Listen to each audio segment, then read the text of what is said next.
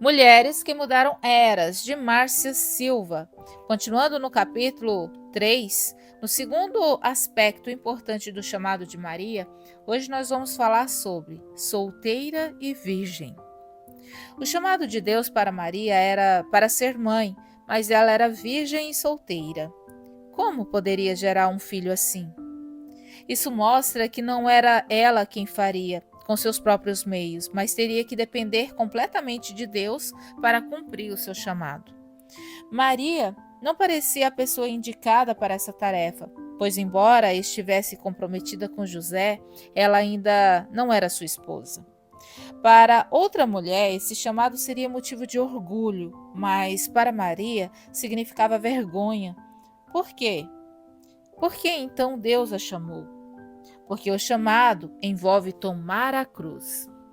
Se você visse um anjo em seu quarto e ele lhe dissesse que Deus a usaria para uma obra muito grande, você talvez contasse essa experiência para todos aqueles que você conhece.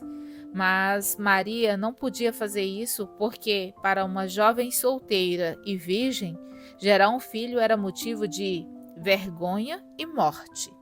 Será que é possível um chamado gerar tanto desconforto? Sim, porque a cruz trata com o ego, ou seja, a vontade própria, as emoções e tudo aquilo que precisa passar pela morte para que Deus possa nos usar.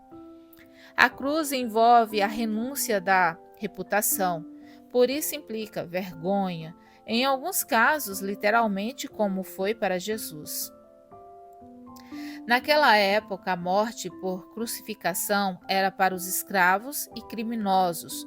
Por isso havia 2 ladrões ao lado de Jesus e eles eram crucificados nus. Era de fato algo muito constrangedor, mas Jesus sofreu a vergonha da cruz, porque foi lá que ele cumpriu a vontade de Deus. Uma mensagem para refletir. É na renúncia que o preço começa a ser pago. Foi nesse mesmo espírito que Jesus foi gerado, pois Maria teve que entrar no princípio de morte para gerar.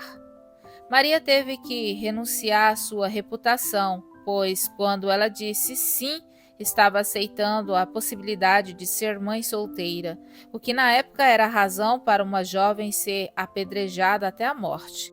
Mas, enquanto a você, o que você tem para renunciar? Todo chamado exige renúncias. Pode ser uma profissão, um salário, um sonho ou a opinião das pessoas. Ao dizer sim, esteja preparado, pois você não ouvirá elogios, ao contrário, poderá ouvir muitos comentários negativos. Para qualquer mulher casada, dizer que estava grávida era motivo de ser parabenizada, mas na situação de Maria não seria assim. Entenda que as pessoas não precisam discernir seu chamado, mas você sim. Quando meu esposo e eu começamos a nos relacionar, ele era líder dos jovens e tinha chamado para ser pastor. E algumas pessoas questionaram se eu era a pessoa certa para ele, pois o fato de trabalhar como estilista de moda fugia muito do convencional para uma esposa de pastor. Mas Deus lhe disse: olhe o coração. De fato, eu não tinha os requisitos pré-estabelecidos pelo homem, mas tinha um coração faminto de Deus. Convido você para refletir sobre este texto e fazer as suas anotações no seu devocional diário. Espero por você no nosso próximo vídeo. Até breve!